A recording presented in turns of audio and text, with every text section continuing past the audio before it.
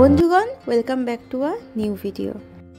ছোটোবেলার স্মৃতির কথা বললে সবচেয়ে বেশি মনে পড়ে যেটা, গরমকালে সামার ভ্যাকেশনে মামা বাড়িতে গিয়ে সবচেয়ে বেশি এটা আমি খেতাম, সেটা হলো মালাই বরফ, বেলের বরফ। তাই আজ সেটাই আমি বানাতে চলেছি, কিন্তু আম দিয়ে। সাথে আমি শেয়ার করব একটা মশলা যেটা আম পান্নার এই স্বাদকে আরও বাড়িয়ে দেবে। আজকে আমরা একটু আলাদাভাবে বানাবো, যাতে টাইমটাও কম লাগে, আবার আম পান্নাটা খেতেও টেস্টি হবে। তো ঝড়ে গাছ থেকে অনেকগুলোই আম পড়েছিল, আজকে আমি এগুলো দিয়েই চুস্কি বানাবো। সবার প্রথমে আমের খোসা ছাড়িয়ে নিতে হবে। যেহেতু কাঁচা আমে অনেক আঠা থাকে এবং এটা ঝড়ে পড়েছে, তাই আমি এখানে আমটাকে জল দিয়ে ভালোভাবে ধুয়ে নিচ্ছি। 2 থেকে 3 বার জলটা চেঞ্জ করে এটাকে ধুয়ে নিয়েছি। এখন একটা প্রেসার কুকারের মধ্যে সব কটা আম দিয়ে দেব, সাথে এখানে দিচ্ছি পরিমাণ মতো জল। তারপরে এটাকে 2টো সিটি দিয়ে নেব। কুকারটা ঠান্ডা হতে দিন পুরোপুরি। তারপরে আমরা কুকার থেকে আমগুলোকে একটা পাত্রের মধ্যে ট্রান্সফার করে নিচ্ছি। এখন একটা চামচের সাহায্যে আমি আমের পাল্পটা যতটা সম্ভব বের করে নিচ্ছি। এবার এটা যখন পুরোপুরি ঠান্ডা হয়ে যাবে, তখন আমি হাতের সাহায্যে আমের আটি থেকেও পাল্পটা বের করে নেব। এখন কুকারের মধ্যে আম সেদ্ধ করার পর যে জলটা রয়ে গেছে সেটাও এখানে ঢেলে নেব। নেক্সট একটা মশলা বানাবো। এর জন্য প্যানে নিচ্ছি 2 টিস্পুন গোটা জিরে, 1 টিস্পুন গোলমরিচ, 2টো শুকনো লঙ্কা আর সামান্য লবণ।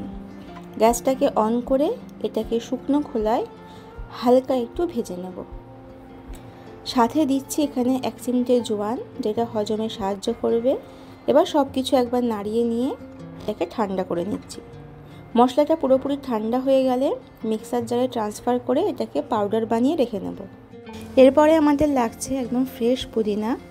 বেশ খানিকটা পাতা আমরা আলাদা করে রেখে নেব। এখন মিক্সার জার নিচ্ছি। এর মধ্যে প্রথমে সমস্ত আম পাল্পটা ঢেলে দেব।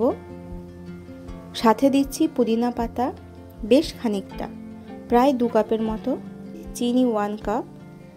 নেক্সট দিচ্ছি স্বাদ মতো লবণ, সামান্য একটু বিট লবণ, আর ভাজা মশলা এটা রেডি করে রেখেছিলাম 1 টিস্পুন এখানে দিয়ে দিলাম।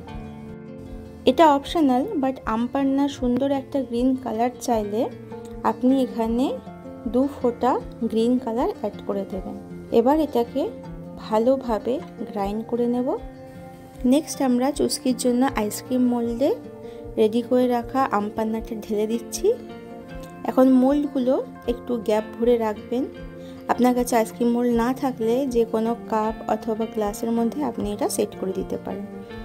এখন একটা ফ্রিজারে সেট হতে দেব মিনিমাম 6 থেকে 8 ঘন্টার জন্য। সবচেয়ে ভালো হয় যদি আপনি এটাকে ওভারনাইট রেখে দিতে পারেন। এখন আপনি চাইলে এই বাকি আম পান্নাটাকে আইস ট্রেতে ঢেলে সেট করে নিতে পারেন, অথবা আমার মতো একটু বরফ অ্যাড করে একদম ঠান্ডা ঠান্ডা আম পান্নাটা এনজয় করতে পারেন। প্লেটের মধ্যে একটু চিনি ও একটু ঝাল লঙ্কার গুঁড়ো নিয়েছি, মিক্স করে নেব। নেক্সট একটা লেবু স্লাইস নিয়ে গ্লাসের মুখে এভাবে ঘুরিয়ে নেব। তারপর গ্লাসটাকে চিনি ও লঙ্কার গুঁড়োর মধ্যে দিয়ে 2-4 বার ঘুরিয়ে ভালোভাবে কোট করে নিন। এখন গ্লাসের মধ্যে বরফ দিয়ে আম পান্নাটা ঢেলে ফেলুন।